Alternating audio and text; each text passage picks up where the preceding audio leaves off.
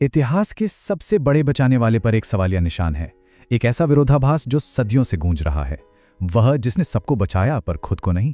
तो आज हम इसी गहरी पहेली को सुलझाने वाले हैं।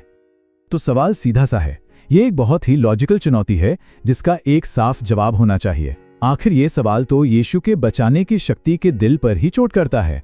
तो चलिए इस सवाल की तह तक चलते हैं। हम इन 6 कदमों के जरिए इस पहेली को परत दर परत खोलेंगे और देखेंगे कि जवाब असल में कहां छिपा है।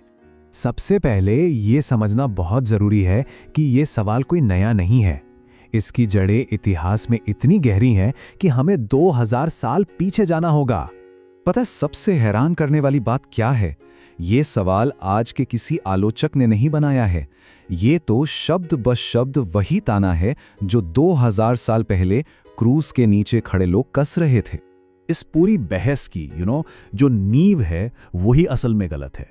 ये इस धारणा पर टिकी है कि असली शक्ति का मतलब है हमेशा खुद को बचाना, कि जो सच में ताकतवर है वो कभी हार नहीं सकता। पर क्या ये सच है? जरा एक सैनिक के बारे में सोचिए जो अपनी टीम को बचाने के लिए खुद की जान दे देता है। क्या हम उसे कमजोर कहेंगे? नहीं, बिल्कुल नहीं। ये तो शक्ति का सबसे बड़ा प्रदर्शन है। तो खुद को ना बचाना कभी कभी कमजोरी नहीं बल्कि असली ताकत का सबूत हो सकता है। तो अगर ये कमजोरी नहीं थी तो क्या ये एक चॉइस थी? चलिए सबूतों पर नजर डालते हैं जो दिखाते हैं कि यीशु के पास खुद को बचाने की शक्ति वाकई थी या नहीं। 72,000 से भी ज्यादा, ये कोई छोटा मोटा नंबर नहीं है।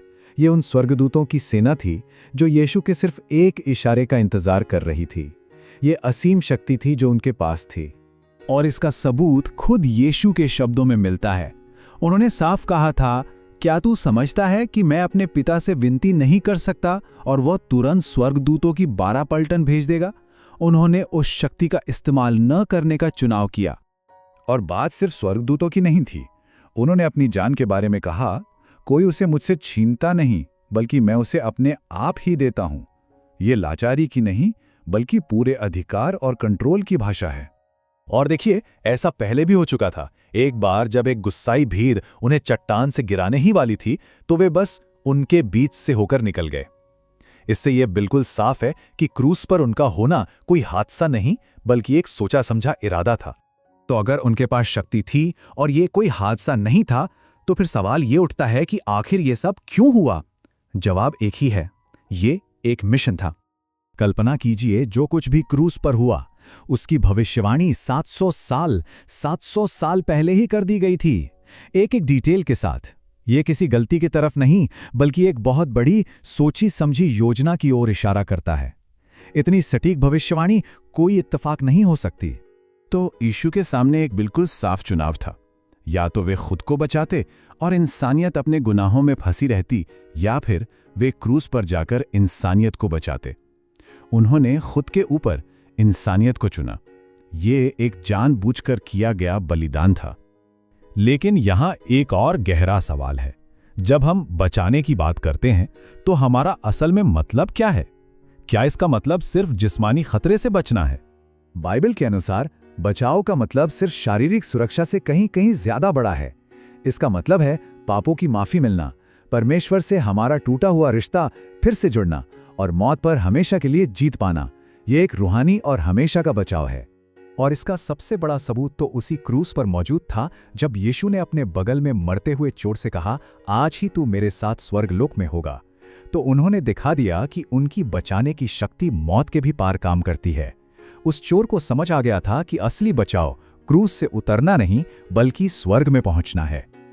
और अब हम उस सबूत पर आते हैं जो इस पूरी बहस पर मोहर लगा देता है।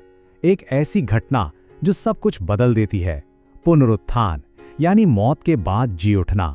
पुनरुत्थान का मतलब है कि यीशु ने सिर्फ मौत को टाला नहीं बल्कि उसे हराकर उसके पार निकल गए हैं।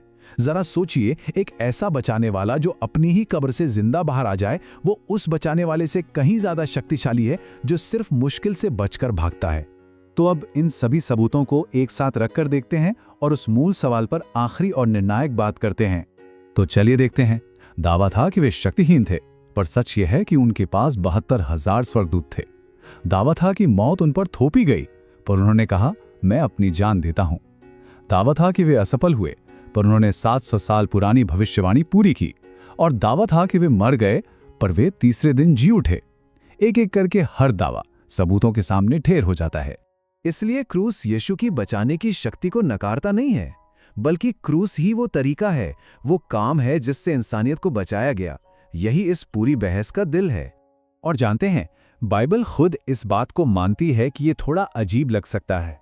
वो कहती है कि क्रूस की कहानी कुछ लोगों के लिए मूर्खता है, लेकिन विश्वास करने वालों के लिए ये परमेश्वर की असली शक्ति है। जिससे दुनिया कमजोरी समझती है, असल में वही सच्ची ताकत है। तो अंत में सही सवाल ये नहीं है कि वे खुद को क्यों नहीं बचा सके, बल्कि ये है कि उन्होंने खुद को क्यों नहीं बचाया। और जवाब सीधा है, क्योंकि वे किसी और को बचा रहे थे। ये कमजोरी नहीं, ये इतिहास का सबसे बड़ा प्रेम और सबसे बड़ा बचाव कार्य है।